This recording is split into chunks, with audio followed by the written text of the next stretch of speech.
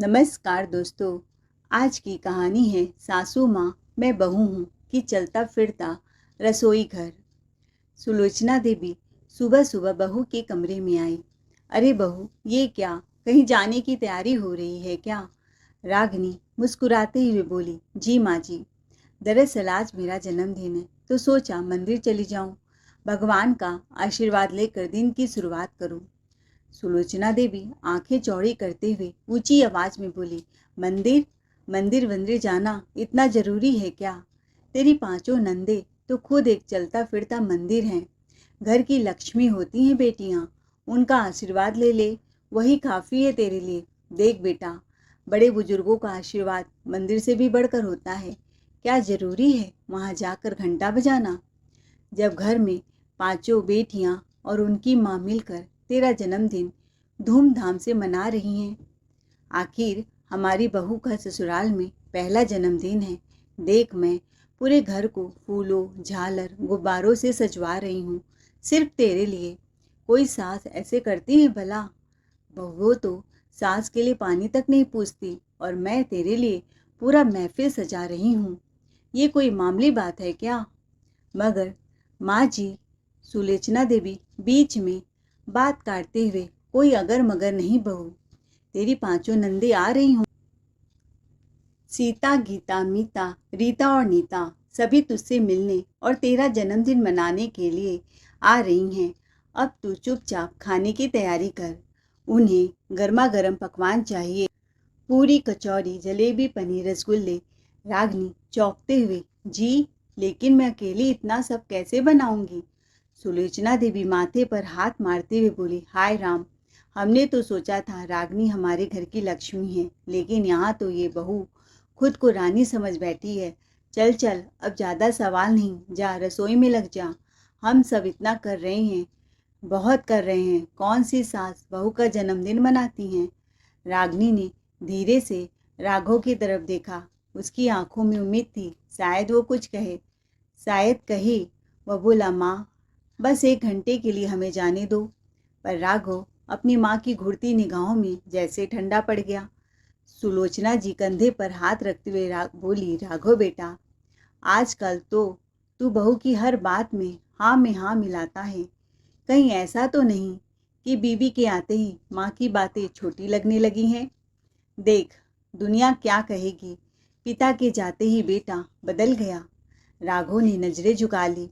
फिर राघव धीरे से मजबूर होकर, ठीक है रागनी, इस बार माँ के हिसाब से ही जन्मदिन मना लो।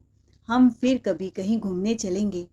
नंदे आई नहीं कि रागनी तो सीधे चूल्हे की चौखट से चिपक गई, जैसे जन्मदिन नहीं, खाना परोसने की परीक्षा दे रही हो। आधे घंटे बाद बाहर से कार के हॉर्न की आवाज़ आती है। पांचों नंदे सज धज कर पहुंच गईं, जैसे कोई फैशन शो में आई हूँ। सुलोचना देवी उत्साहित होकर बोली, आ गई मेरी लाडो, अब तो घर में बाहर आ गई बहू। संभाल अपनी रसोई, और हम तो बेटियों के साथ सेल्फी लेने जा रही हैं। बेटियां नहीं मानो तूफान अंदर घुस आया हो। सीता की बेटी बोली, मामी जी, मुझे मैगी चाहिए, अभी झटपट वाली। गीता का बेटा, मामी मुझे पास्ता दो, चीज वाला। मीता की जुड़वा बेटी, और हमें चॉकलेट शेक और वो चटपटे कुरकुरे भी। पूरा घर अचानक हल्ले गुल्ले में डूब गया। खिलखिलाहट, शोर, चीख पुकार। सभी नंदे सोफे पर बैठी चाय के साथ गरम गरम समोसे का आनंद ले रही थी, और बच्चे दौड़ दौड़ कर रागनी को पुकार रहे थे, मामी जी, मामी जी। रागनी बस किचन में ही खो गई। रागनी कभी पास्ता उबालती, कभी दूध फेरती, कभी शेक बनाती। उसकी साड़ी का पल्लू बार बार कंधे से फिसलता, पर वो बुरी तरह व्यस्त थी। उधर हॉल में सीता कंधे उचकाते हुए बोली, मम्मी, मैं तो सीधा हड़बड़ी में ऑफिस से आ गई। कुछ लाने का टाइम ही नहीं मिला भाभी के लिए। गिफ्ट विफ्ट तो रह ही गया। सुलोचना देवी बोली बिल्कुल नॉर्मल अंदाज में, कोई बात नहीं बेटी। गीता थोड़ा रुक कर नाक चढ़ाते हुए बोली, माँ, मेरे पास एक साड़ी रखी थी जो मुश्किल से 2 बार पहनी होगी। वैसे तो मुझे पसंद नहीं थी, फिर सोचा भाभी के लिए अच्छा गिफ्ट हो जाएगा, यहीं उठा लाई। सुलोचना जी हंसते हुए, हाँ हाँ बहुत बढ़िया।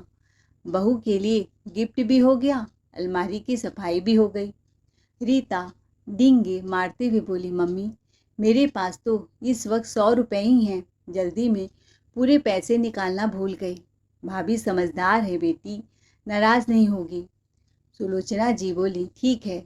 मीता फौरन आइडिया देती है, तो मम्मी क्यों ना हम पांचों बहनें मिलकर 100 रुपये जोड़ ले, टोटल 500 रुपये हो जाएंगे। भाभी को दे देंगे गिफ्ट के नाम पर। बहू का जन्मदिन नहीं, चंदा वसूली लग रही है। 100-200 में निपटाना भी एक कला है मेरी बेटियों, कहकर ठहाका लगाकर सब हंसने लगी। रागनी बस किचन में ही खो गई। रागनी कभी पास्ता उबालती, कभी दूध फेंटती, कभी शेक बनाती। उसकी साड़ी का पल्लू बार बार कंधे से फिसलता, पर वह पूरी तरह से व्यस्त थी। सुलोचना जी बोली, असल में मेरा मकसद बहू का जन्मदिन मनाना नहीं, अपनी बेटियों को पार्टी देना था। देखो मैंने कर दिखाया ना। शाम होने लगी, सब खा पीकर मस्ती में थे। सुलोचना जी ने अपनी बहू को बुलाया केक काटने के लिए। बस एक बार चाकू लिया और हड़बड़ी में केक काट कर रागनी वापस से किचन में चली गई।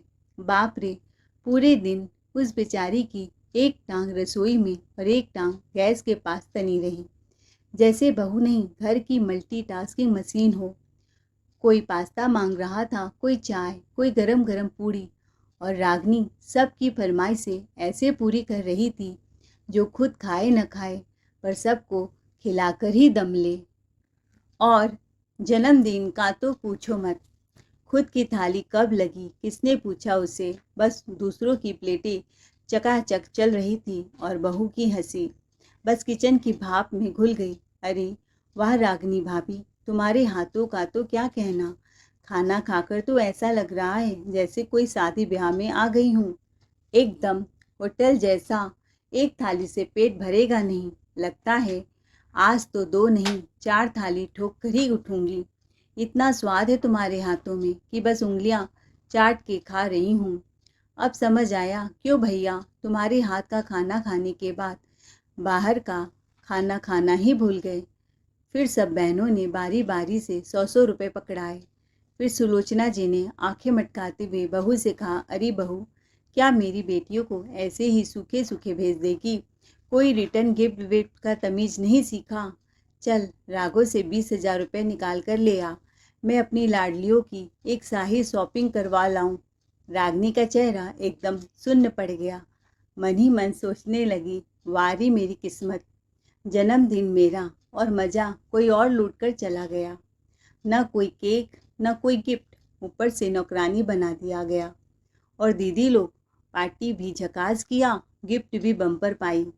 खैर खरीदारी का सारा भंडार समेट कर दोनों नंदे ऐसे निकल ली जैसे कोई शेरनी शिकार करके लौटती है।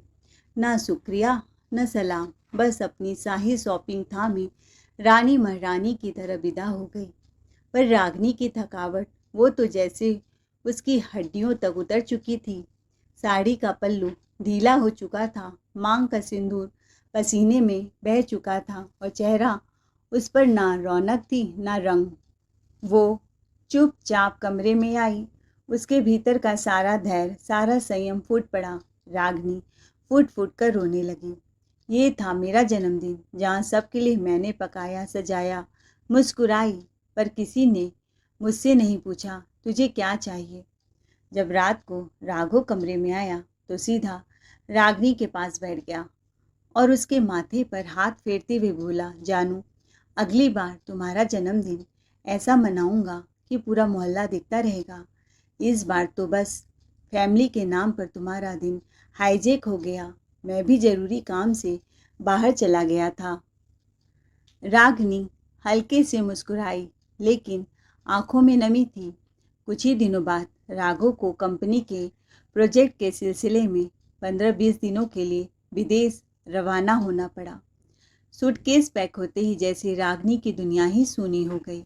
अब तो ससुराल में अकेले ही सारे तूफानों से भिड़ना था। फिर एक दिन तूफान आ ही गया। दुर्भाग्यवश छोटी ननद नीता की सांस बाथरूम से फिसल गई। पैर में ऐसी चोट लगी कि चलना फिरना भी मुश्किल। अब नीता पर सेवा का पहाड़ टूट पड़ा। Kitty party, shopping, beauty parlour, सब पर जैसे ताले लग गए। नीता ने गुस्से और झुंझलाहट में अपनी माँ को फ़ोन किया। मम्मी, ये सासू माँ ने तो मेरी पूरी लाइफ का ब्रेक लगा दिया है। सुबह से रात तक सेवा पानी में जान जा रही है। न पार्लर जा पा रही हूँ, न ही अपनी गैंग से मिल पा रही हूँ। आप ही कुछ करो ना मम्मी, वरना मैं तो नर्स बहू बनकर ही रह जाऊंगी। अब आप ही बताओ, आपकी नातिन क्या हवा खाकर बड़ी होगी? थोड़ा पाव भाजी, इडली सांभर और मीठे में गुलाब जामुन बनवा दो ना भाभी से। मैं खुद बनाऊंगी तो सबको खिलाना पड़ेगा। इतनी बड़ी फैमिली है, किचन तो युद्ध भूमि बन जाती है। सुलोचना जी बेटी की ममता में तुरंत पिघल गई। हाँ में हाँ मिलाते हुए, बिल्कुल बेटी, भाभी तो होती ही ऐसे मौक़ों के लिए। अभी कहती हूँ उसे। फिर आवाज़ लगाई, अब देख बहू, मेरी बेटी की सास की सेवा में इतनी खो गई है कि 2 रोटियां बनाना तक भूल गई। यही तो होते हैं हमारे घर के संस्कार। माँ की परवरिश झलक ही जाती है। अब क्या करूँ, एक माँ हूँ, अपनी बेटी को भूखा तो नहीं देख सकती ना। इसीलिए तुम टिफ़िन बना दिया करो, नहीं तो मेरी बच्ची सेवा करते करते खुद बीमार न पड़ जाए। फिर एक नजाकत से मुस्कुराहट कर बोली, वैसे भी बहू, राघव तो घर में है नहीं, तुम्हें काम ही कितना होता है। 2 रोटी ज़्यादा बना दोगी तो क्या घर जाएगा? रागनी का माथा तमतमा गया, पर बोली कुछ नहीं। किचन में जाकर सब्जियां निकालने लगी तो फिर पीठ पीछे तीर चला। अरे बहू, जब नीता के लिए बना ही रही हो तो मेरी बाकी चारों बेटियों के लिए भी बना दो।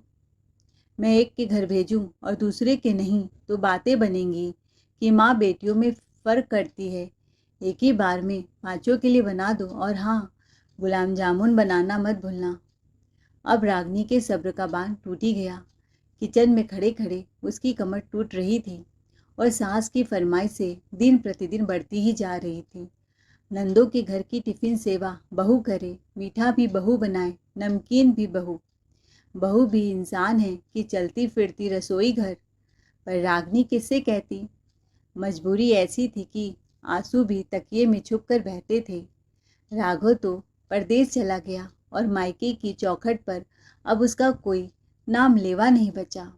माँ बाप तो कब के भगवान को प्यारे हो चुके, और भाई भाभी, हाँ वो तो बस शादी तक अपने थे।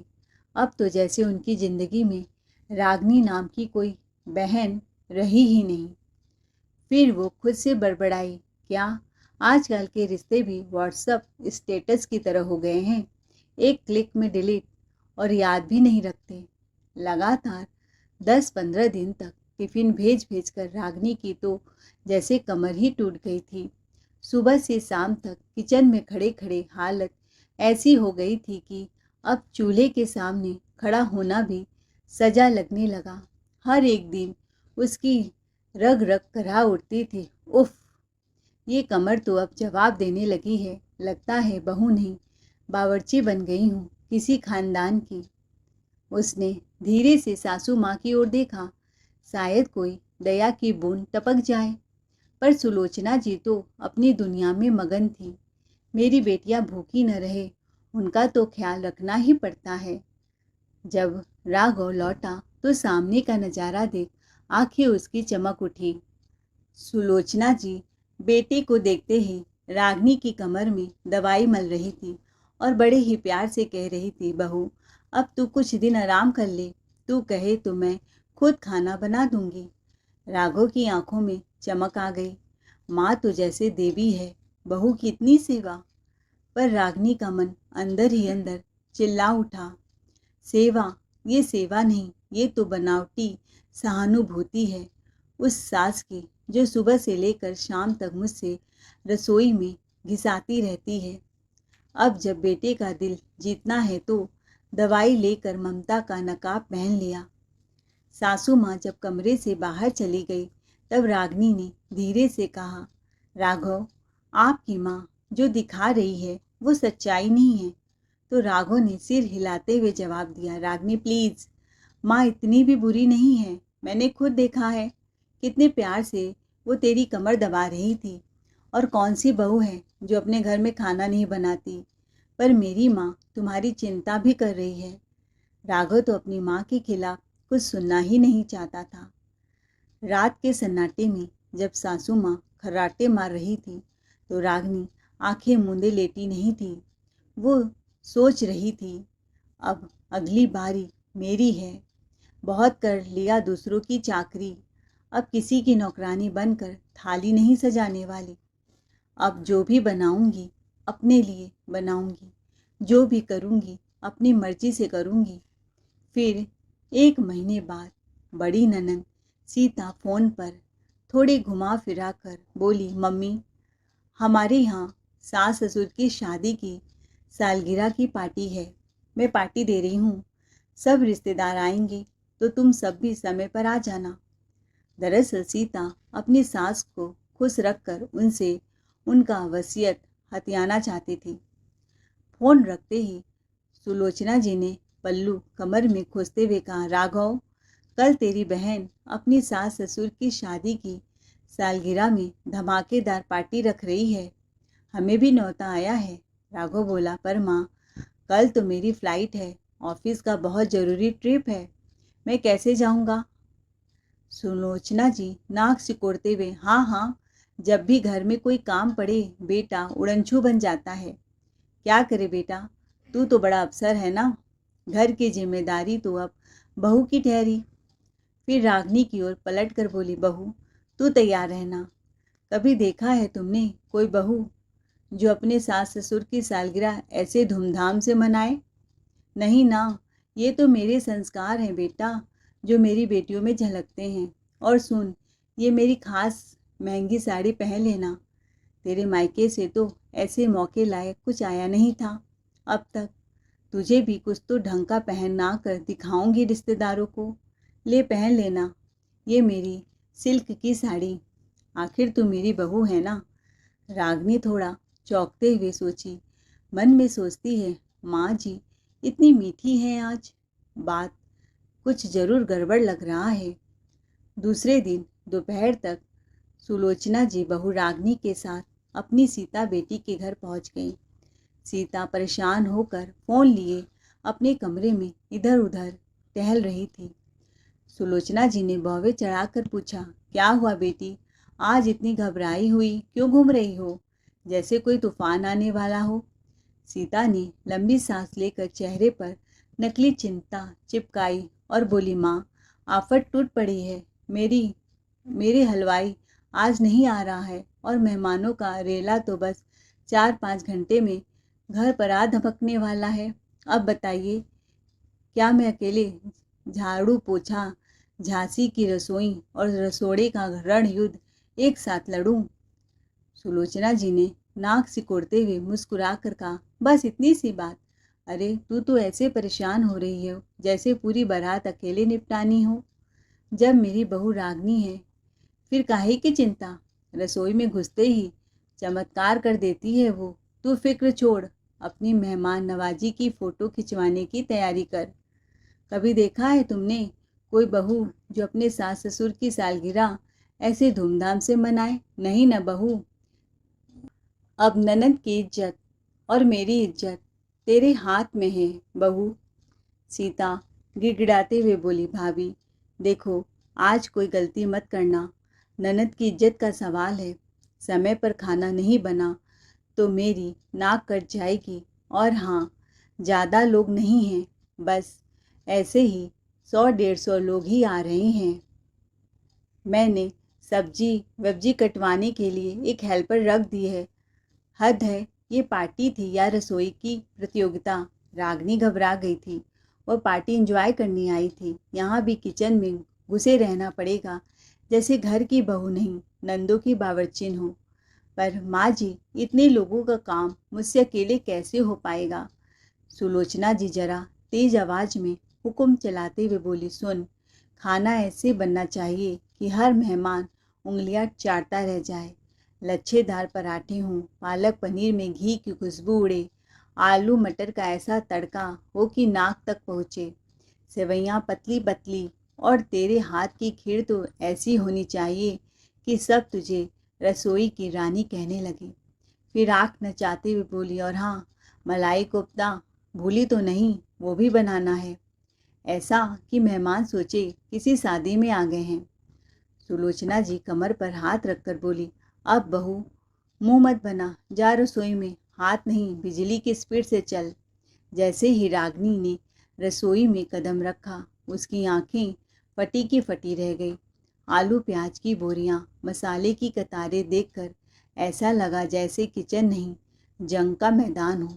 रागिनी हड़बड़ाते हुए हाथ में चाकू लिया और जैसे ही सब्जी काटने लगी, हड़बड़ी में ऐसा हाथ फिसला कि चाकू उंगली पर लहू बहा गया। दर्द से आंखें भर आई और आंसू छलक पड़े। वह रोते हुए अपनी सासू माँ के पास गई तो सासू माँ अपनी पांचों बेटियों से बातें कर रही थी। देखा बेटा, इसीलिए मैं ऐसी लड़की ब्याह कर लाई हूँ, क्योंकि वह खाना अच्छा बनाती थी, नहीं तो बिन माँ बाप की बच्ची को कौन पूछता है। हाँ माँ, आज तो भाभी को हमने अच्छा उल्लू बनाया। उस दिन भाभी के जन्मदिन में उनके हाथ का खाना खाकर जो मज़ा आया था, वो शादी के कैटरर भी नहीं दे पाते। मैंने जानबूझकर कोई हलवाई बुक नहीं किया था, एक हेल्पर रख दिया सब्जियां वगैरह काटने के लिए, लेकिन असली जादू तो भाभी के हाथों में ही है। वो स्वाद बस उन्हीं की रसोई से निकलता है। मेरे पैसे भी बचेंगे, मम्मी समझ रही हो ना। सुलोचना देवी बोली, अच्छा किया तूने मेहमानों को न्योता दे दिया। तेरी भाभी सबका पेट भी भरेगी और तू तारीफें भी बटोर लेगी। क्या है ना, उसकी किस्मत में तो अब खाना बनाना ही लिखा है, कभी अपने घर के लिए, कभी नंदों की पार्टी के लिए। कहते हुए पांचों बेटियां पेट पकड़ के ऐसे हंस रही थी जैसे घर में कोई कॉमेडी शो लाइव चल रहा हो। यह सुनकर रागिनी की आंखों में पानी भर आया। सास के तानों ने उसकी आत्मा तक को चीर दिया। जितना दर्द उंगली की कटने से नहीं हुआ, उससे कहीं ज़्यादा उनकी बातों ने उसे अंदर तक तोड़ दिया। लेकिन रागिनी ने ओठ भींच कर खुद को संभाला और धीमे स्वर में बोली, माँ जी, उंगली से खून रुक नहीं रहा है। दर्द ऐसा है जैसे नस्तर चला हो। लगता है मैं अब और काम नहीं कर पाऊंगी। बहुत दर्द हो रहा है, आप कोई दूसरा हलवाई बुला लीजिए। सुलोचना जी चौंक गई। उनका चेहरा ऐसा सख्त हो गया जैसे किसी ने राज पर पर्दा उठा दिया हो। मन में सोचती हैं, हाय राम, कहीं बहू ने सब सुन तो नहीं लिया। पर उसने चेहरे पर नाटक की मुस्कान चढ़ा ली और जहर घोलती जुबान से बोली, अरे बहू, इतना ड्रामा मत कर, बस जरा सी उंगली ही तो छीली है, मानो सारा घर उठा लिया हो। इतनी सी बात पर खाना बनाना छोड़ देगी क्या? सुलोचना जी ने आंखें तरेड़ते हुए ताना मारा, मेहमान बस आने ही वाले हैं और तू यहाँ अपनी उंगली की कथा लेकर बैठी है। चल उठ, बहाने छोड़ और कढ़ाई चढ़ा, खाना अपने आप नहीं पकेगा। रागिनी के मन में तूफान मच गया। उसे लगा जैसे उसकी सास के दिल में जरा भी ममता नहीं बची। उंगली से उसके खून बह रहा था, पर सासू माँ को तो जैसे बहू का दर्द दिखाई ही नहीं दे रहा है। वह मन ही मन बुदबुदाई, क्या मैं बहू हूँ या किसी होटल की बाउंसर बावर्ची? खाना बनवाने के नाम पर तो मुझे रसोई में झोंक दिया गया है जैसे कोई मशीन हो। अब नहीं, अब तो मज़ा चखाना ही पड़ेगा। उसकी आंखों में बदले की चिंगारी जल उठी। किचन में वो काम तो कर रही थी, पर हर काट छाट में उसका गुस्सा उबल रहा था। और फिर शुरू हुआ ऑपरेशन झोल। पालक पनीर की जगह उसने बना दिया करेला पनीर, वो भी ऐसा कड़वा कि खाने वाला पानी ढूंढता रह जाए। सेवैयाँ के बदले उबाल दिए नूडल्स, वो भी बिना मसाले, एकदम फीके, जैसे किसी ने जिंदगी से स्वाद खींच लिया हो। खीर में चीनी के बदले झोंक दिया नमक और ऊपर से सजावट में काजू बादाम नहीं, भर दी काली मिर्च। जो खाए उसकी आंखों से आंसू छलक उठे। पूरा मेन्यू को तहस नहस कर दिया। अब रागनी के चेहरे पर दर्द नहीं, एक सदी हुई मुस्कान थी, जैसे कह रही हो खाना पसंद आएगा या सजा मिलेगी। और वो सीता दीदी पार्टी की रानी बनी घूम रही हैं, बहनों के साथ सेल्फी ले रही हैं, पर किचन में झांकना तक गवारा नहीं किया। बस एक लाइन, भाभी अच्छा बनाना, इज्जत का सवाल है। और फिर सारी इज्जत मैं तेल छौके में घुलती गई। खुद तो ब्यूटी पार्लर से सज धज कर आई हैं और मुझे रसोई में भेज दिया। शाम के 6:30 बजे मेहमानों की गाड़ियाँ एक एक करके आनी शुरू हो गई। बड़ी बड़ी साड़ियों में सजी धजी औरतें, मुंह में पान दबाए मर्द और नखरे दिखाती नंदे सब डाइनिंग हॉल में इकट्ठा हो चुके थे। सबसे पहले केक काटने की रस्म हुई और जैसे ही केक सास ससुर ने काटा, बच्चों से लेकर बड़ों तक की आंखों में मिठास तैर गई। पीछे पीछे कोल्ड ड्रिंक ऐसे परोसा गया जैसे कोई वीआईपी पार्टी हो। हर कोई ग्लास लेकर एक दूसरे से टकरा कर चीयर्स करने लगा। फिर आया धमाकेदार डांस सेशन। बुआ जी के कमर हिलाते ही सबकी हंसी छूट पड़ी। पांचों बहनों ने स्टेज को रनवे समझकर अपनी अदाएं जलवे दिखा दिए। जैसे ही डांस थमा, सबके पेट में भूख की बांसुरी बजने लगी। बुआ जी सबसे आगे निकल आई। बहू ने इतना अच्छा डांस करवाया। सब मेहमान प्लेट लिए ऐसे लाइन में लगे जैसे सेल लगी हो। पहले हम, पहले हम। पर जैसे ही पहला निवाला सबके मुंह में गया, उफ, ये क्या है? एक बुआ जी चिल्लाई, पालक पनीर की जगह अरे ये तो करेले की ग्रेवी है, वो भी ऐसा कड़वा कि जीभ ही सुन्न हो गई। सेवैयाँ कहाँ हैं? ये तो नूडल्स हैं और वो भी बेस्वाद। दूसरी मेहमान ने थाली खिसका दी। सबसे बड़ा धमाका तब हुआ जब एक बच्चे ने खीर खाई और चीख पड़ा, मम्मी खीर में नमक और काली मिर्च है, मेरी जुबान जल रही है। चारों ओर थालियां खिसकने लगी। चेहरों पर सिकन और गुस्सा। सासू माँ का चेहरा बिल्कुल नींबू चाटे जैसा हो गया। बच्चे रोने लगे, बड़ों ने सिर पकड़ लिया और बुआ जी चिल्लाई, अरे ये सालगिरह का खाना है या कोई डरावना अनुभव? सुलोचना जी हड़बड़ाकर बोली, अरे ये क्या हो गया रागनी, तूने ऐसा खाना क्यों बनाया? सीता की आंखों में गुस्से की चिंगारियां धधकने लगी। जैसे ही मेहमानों ने खाना मुंह से निकाला, वो झन्नाटे से मुड़ी और रागनी को घूरते हुए चीखी, तुमने ये क्या बना दिया? जरा भी शर्म नहीं आई? सबके सामने जानबूझकर हमारी नाक कटवा दी। रागनी ने भी सिर झुकाने के बजाय आंखों में आंखें डालकर जवाब दिया, शर्म तो तब आनी चाहिए थी जब आपने अपनी ही भाभी को नौकरानी समझ लिया। मैं बहू बनकर आई थी, जमीन नहीं कि सब पाँव पोंछते जाएं। आप किसी की हिम्मत नहीं पड़ेगी मुझसे खाना बनवाने की, फरमाइश करने की। इतने में मेहमानों के कान खड़े हो गए। किसी ने कान में फुसफुसाया, अरे ये तो सीता की भाभी है क्या? और ये लोग इसे नौकरों की तरह काम करवा रहे थे। देखते ही देखते पूरा माहौल पलट गया। जो लोग पहले खाना फेंक रहे थे अब सीता को घूरने लगे। शर्म करो सीता, अपनी ही भाभी से बावर्ची वाला काम करवाया, खुद पार्टी में एंजॉय कर रही हो, कौन से जमाने में जी रही हो? सीता की जुबान तालू से चिपक गई और तभी घर में एंट्री हुई राघव की। तेज चाल, आग उगलती हुई आंखें। राघव गुस्ती आवाज में बोला, माँ, दीदी, मैं सब सुन चुका हूँ। मैं थोड़ी देर के लिए बाहर क्या गया, आपने मेरी बीवी की जिंदगी को नरक बना दिया, मेरे घर की इज्जत को नौकरानी बना दिया। आज सबके सामने रागनी को शर्मिंदा किया गया। पूरा हॉल सन। सास और सीता एकदम पत्थर की मूरत बन गई। राघव आगे बोला, मेरी बीबी घर की बहू है, कोई जूठन उठाने वाली नहीं। रागनी ने मुझ पर भरोसा किया और तुम लोगों पर तरस खाकर चुप रही कि घर में क्लेश न हो। आप लोगों ने पार्टी में उसे नौकरानी बना दिया। तुम पांचों बहनों के घर मेरी बीबी ने टिफिन सर्विस दी। रागनी तो कब से कह रही थी माँ घर में मुझे काम वाली बनाकर रख दी है, पर मैं ही उस पर विश्वास नहीं करता था, क्योंकि अपनी माँ पर अंधा विश्वास जो करता था। शुक्र है आज फ्लाइट मेरी कैंसिल हो गई।